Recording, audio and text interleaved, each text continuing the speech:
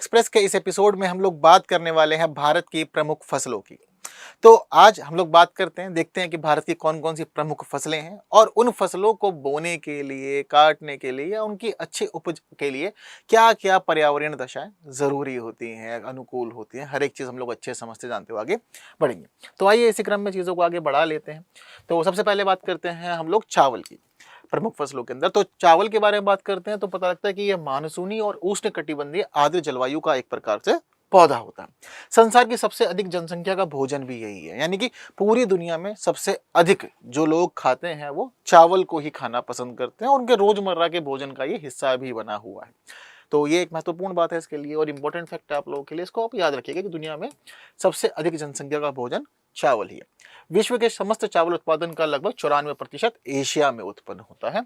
ठीक है, ये भी खास बात है। इससे जुड़ी बाकी चीजों को जानते हैं, जैसे कि इसको बोने के लिए क्या क्या मामला रहता है। तो देखिए, चावल को बोने के लिए दरअसल 3 प्रकार की अलग अलग विधियां अपनाई जाती हैं। उन 3 विधियों को कैसे भी आप लोग अपना करके अपना चावल बो सकते हैं और उसके बाद उम्मीद कर सकते हैं कि हाँ, आपकी बार की फसल अच्छी होगी। सबसे पहली विधि जो रहती है इसके अंदर वो होती है बिखेर कर बोने की विधि। इस दौरान क्या होता है कि जो बीज होते हैं, ठीक है, तो क्या करते हैं कि जो धान होता है, धान को क्या करेंगे कि भारी खेत मतलब पानी से भरे हुए खेतों में फेंकना शुरू कर देते हैं। ठीक है, मतलब सिस्टमेटिकली चीजें नहीं होगी, आप बस इकट्ठा लेकर के जाओगे और ले जाने के बाद जो आपका खेत वाला हिस्सा है वहां पर आप बिखेरना शुरू कर दोगे। बिखेरने का आपको बस ये रहेगा कि हाँ, सब कुछ क्या है, पानी से भरा हुआ है, मिट्टी के लिए अपने आप ये जमीन में जाके फंस जाएंगे और उसके बाद फिर चीजें सेटल होनी शुरू हो जाएंगी, ये उम्मीद की जाती है। तो धान को पानी से भरे खेतों में बिखेर दिया जाता है, लेकिन इसका प्रयोग जनरली लोग वहां करना पसंद करते हैं जहां पर आपके पास में श्रम बल कम होता है। अगर श्रम बल अधिक है तो आप बाकी और विधि में से कोई सी भी विधि अपना सकते हैं, लेकिन आपको लगता है कि कम लोग हैं, एक आध व्यक्ति है जिसको सारा काम संभालना है या बोना है, तो वो अकेला सोचता है कि ठीक है, इस तरह से ही काम सारा का सारा संभाल लेते हैं। और साथ साथ यहाँ पर तब भी काम किया जाता है जब मिट्टी कम उपजाऊ होती है। तो मिट्टी कम उपजाऊ होने की स्थिति में सोचा जाता है कि इसी विधि को अपना लेते हैं और बिखेर करके ही धान को बो लिया जाएगा या इसकी खेती कर ली जाएगी। ठीक है, दूसरा है रोपाई या पौधा लगाकर बोने की विधि। ये सबसे अधिक महत्वपूर्ण है और सबसे ज्यादा प्रयोग में भी यही ली जाती है। इस दौरान क्या करोगे आप लोग कि क्यारियों के अंदर नर्सरियां तैयार की जाएंगी। ठीक है, अब क्या होगा कि पहले क्यारियों में नर्सरी तैयार करेंगे। नर्सरी तैयार करने का यानी कि खेत में नहीं सीधा काम चल रहा, पहले आप खेत में नहीं जा रहे हैं, खेत में डायरेक्ट काम नहीं जा रहे हैं, पहले आप एक सेपरेट जगह बना रहे हैं और सेपरेट जगह पर आप पहले बो रहे हैं चीजों को और पौधे को एक अच्छा एनवायरमेंट दे रहे हैं। पहले आप चाह रहे हैं कि थोड़ा सा ग्रो हो जाए।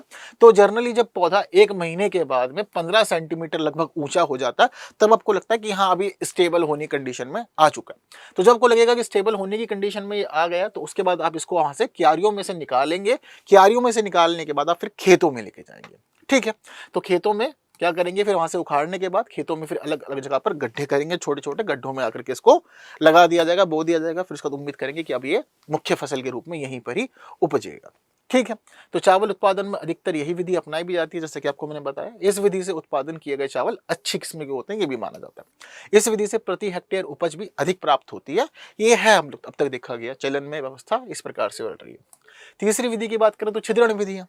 ऐसा कहा जाता है कि इस विधि को खासतौर पर दक्षिणी भारत के अंदर प्रयोग में लिया जाता है और जनरली 2 लोग रहते हैं कम से कम इसके अंदर। एक व्यक्ति छेद करता है और दूसरा व्यक्ति उसमें फिर धान को लगा करके चला जाता है या बीज डाल के चला जाता है। ठीक है, तो ये 3 प्रकार की अलग अलग विधियां अपनाई जाती हैं धान को बोने के लिए इसकी फसल में। अब क्या क्या आज इसके लिए अनुकूल दशाएं हैं, इसकी अनुकूल दशाओं को भी समझ लेते हैं। जैसे कि किसी भी फसल के लिए जरूरी होता है तापमान, इसके अलावा वर्षा और मृदा। मुख्य रूप से ये 3 चीजों पे ही निर्भर करती है कि फसल कैसी होगी और कैसी नहीं होगी। सबसे पहले तापमान की बात करते हैं धान के लिए। औसत तापमान चाहिए होता है इसके लिए 20 डिग्री से 25 डिग्री सेल्सियस तक का। हालांकि बोते समय अलग तापमान और पकते समय अलग तापमान की अपेक्षा की जाती है। जिस समय चावल बोया जाता है तो उस समय चाहते हैं कि भाई 18 डिग्री से 21 डिग्री सेल्सियस के बीच में ही तापमान रहे, और जिस समय ये फसल पक रही होती है तब माना जाता है कि 24 डिग्री से लेकर 27 डिग्री सेल्सियस का तापमान रहेगा तो फसल अच्छी हो जाएगी। तेज धूप की आवश्यकता रहती है जिस समय पक रहा होता है, और पानी भी इसके लिए ज्यादा चाहिए ही होता है। ठीक है, पानी ज्यादा चाहिए होता है तो इसीलिए वर्षा की बात कर लेते हैं। जल बहुत ही आवश्यक होता है।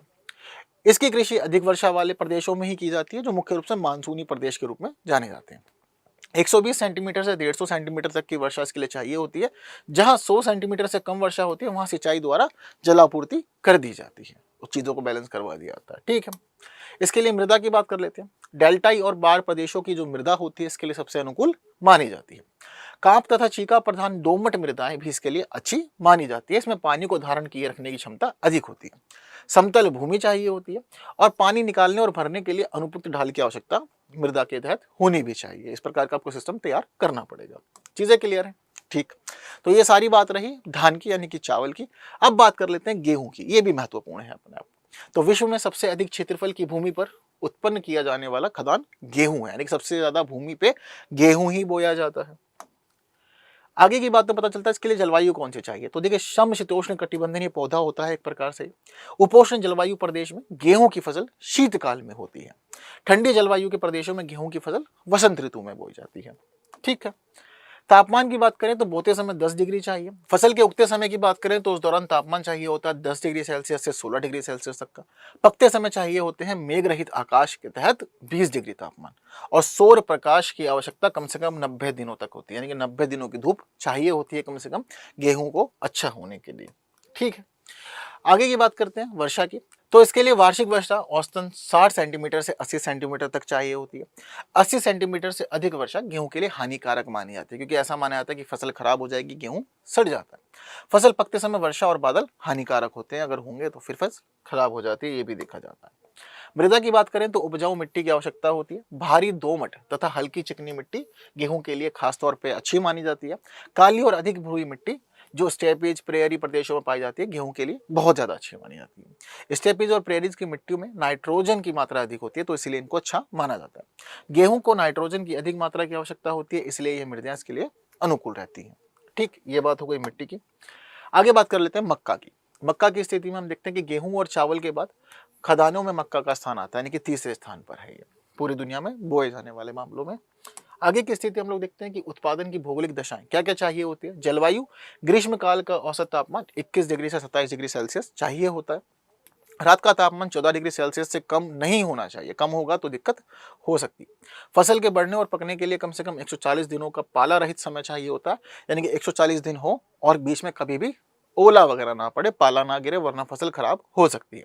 और फसल के पकते समय धूप भरपूर मात्रा में चाहिए, यानी कि धूप ज्यादा होनी चाहिए तो ही ये फसल अच्छी होगी, वरना नहीं हो पाएगी। वर्षा की बात करें तो वार्षिक वर्षा 60 सेंटीमीटर से 120 सेंटीमीटर के बीच होगी तो फसल अच्छी होगी।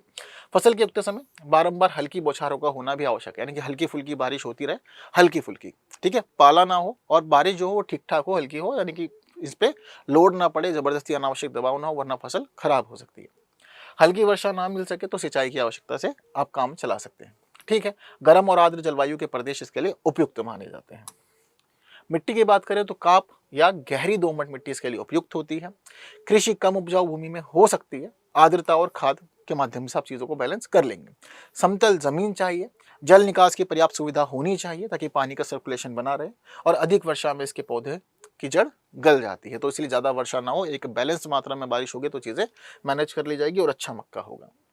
चाय की बात कर लेते हैं, महत्वपूर्ण है। विश्व का प्रमुख एवं प्रिय पेय पदार्थ भी है चाय। दुनिया में बहुत सारे लोग चाय पीना पसंद करते हैं, लगता है आप लोग को भी चाय पीना पसंद होगा, है ना? पसंद है या नहीं, कमेंट में जरूर बताना। बहुत सारे लोग तो ऐसे होते हैं जिनकी सुबह आंख ही नहीं खुलती है चाय पीने से पहले, और बहुत सारे लोगों को शाम में भी चाय पीने की आदत है। बहुत लोग तो मैंने ऐसे भी देखे कि उनको रात में सोने से पहले भी चाय पीने की आदत है। तो ये स्थिति होती है लोगों के साथ में। तो विश्व का प्रमुख एवं प्रिय पेय पदार्थ इसको माना जाता है। झाड़ी नुमा एक प्रकार से पौधा होता है, इसकी ऊंचाई लगभग 1.5 मीटर तक होती है और ये एक प्रकार से सदाबहार पौधा होता है। इसके अलावा इसकी उपज के लिए भौगोलिक दशाओं को समझते हैं तो उष्ण तथा उपोष्ण जलवायु का पौधा है ये, एक प्रकार से गर्मी तथा अधिक वर्षा ऋतु की आवश्यकता इसको होती है। तापमान की बात करें तो चाय का पौधा छाया में पनपता है, जनरली हल्की छाया में यह बड़ी तेजी से बढ़ता है। 24 डिग्री से 30 डिग्री तापमान इसके लिए ठीक है, बल्कि 20 डिग्री से कम तापमान में इसकी वृद्धि रुक जाएगी, ये भी देखा जाता है। तो 20 डिग्री से तापमान नीचे नहीं जाना चाहिए। लंबी गर्मी इसके लिए बहुत अच्छी होती है, गर्मी गर्मी रहेगी तो ये अच्छे से ग्रो करता रहेगा। ठंडी हवा और ओले इसके लिए बहुत ही हानिकारक होते हैं, तो ये सभी चीजें नहीं होनी चाहिए, इसको गर्मी चाहिए होती है। वर्षा की बात करें तो ऊंचे तापमान के साथ आर्द्रतापूर्ण मौसम में चाय के पौधे का विकास अच्छा होता है। 150 सेंटीमीटर वर्षा इसके लिए ठीक ठाक है, और 100 सेंटीमीटर से कम वर्षा नहीं होनी चाहिए, वरना दिक्कत हो सकती है। वर्षा का वितरण वर्ष भर में सभी मौसमों में समान रूप से होता रहे तो चीजें इसके लिए बैलेंस रहेगी, अच्छी चाय उगेगी। मिट्टी की बात करें तो गहरी और उपयुक्त ह्यूमस युक्त मिट्टी इसके लिए चाहिए होती है। इस मिट्टी के अंदर लोहांश और आर्द्रता रखने की क्षमता होनी चाहिए, जिससे कि चीजें बैलेंस हो सके, और हल्की दोमट मिट्टी और चिकनी मिट्टी इसके लिए उपयुक्त होती है। तो इन मिट्टियों के अंदर चीजें हो जाती है कि भाई आप चाय अच्छे से उगा लेंगे। आगे की बात करते हैं, भूमि कैसी चाहिए, तो ढालू भूमि हो उसके लिए, यानी कि झुकाव वाली भूमि चाहिए, ढाल वाली। जल के निकास की व्यवस्था उसमें आपको करनी होगी। जड़ों में पानी रुकने से चाय का पौधा गल जाता है, तो जड़ों में पानी नहीं रुकना चाहिए, पानी का बहाव बनते रहना चाहिए, बैलेंस होता है, सर्कुलेशन होता रहे तो ठीक है। चाय के बागान पहाड़ी ढालों पर या ढालू भूमि पर देखे जाते हैं भारत के अंदर, ये होता भी है। आगे की बात करते हैं गन्ना की। गन्ना भी एक महत्वपूर्ण फसल है और यह एक नकदी फसल है। चीनी गुड़ आदि का निर्माण इसी से ही किया जाता है। उपज के लिए भौगोलिक दिशाएं देख लेते हैं। तो उपोष्ण जलवायु का पौधा है एक प्रकार से। आर्द्र तथा उष्ण प्रकार की जलवायु उसके लिए अच्छी मानी जाती है। बोते समय जलवायु अगर नम रहेगी तो चीजें अच्छी रहेगी। तो जनरली देखा जाता है, इंतजार किया जाता है कि नम जलवायु हो तो हम तब जा करके इसको बो पाए गन्ने को। उगाते समय बीच बीच में शुष्क और गर्म मौसम रहता है तो अधिक मीठा हो जाता है गन्ना। फसल पकते समय तेज धूप होगी तो गन्ना और अच्छा हो जाएगा।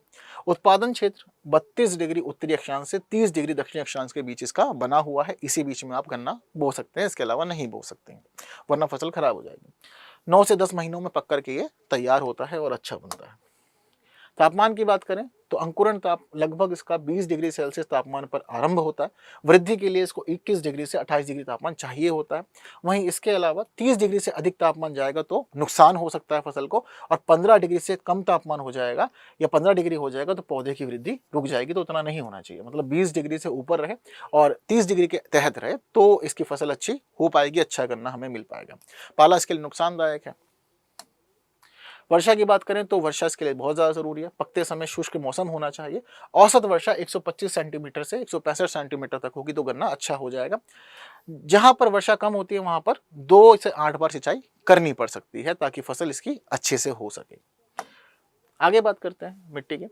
गहरी उपजाऊ मिट्टी जिसमें फास्फोरस की मात्रा अधिक हो वहां पर इसको उगाया जा सकता है। लावा की मिट्टी, काप या दोमट मिट्टी जिसमें चिकनी मिट्टी की भी पर्याप्त मात्रा हो इसके लिए अच्छी रहती है। मिट्टी के अंदर आर्द्रता रखने की अधिक क्षमता होनी चाहिए, चीजें बैलेंस हो जाती है, और नाइट्रोजन तत्व होंगे तो गन्ने के लिए और ज्यादा अच्छा हो रहेगा। ठीक है, रबड़ की बात कर लेते हैं। वृक्ष के दूध से बनाई जाती है रबड़। तो जनरली हम लोग देखते हैं कि बहुत सारे पेड़ होते हैं, उनके अंदर से ये एक वाइट वाइट सा लिक्विड निकलता है धीरे धीरे, तो उसको इकट्ठा किया जाता है, जम जाता है, सूख जाता है तो रबड़ बन जाती है उसके थ्रू ही।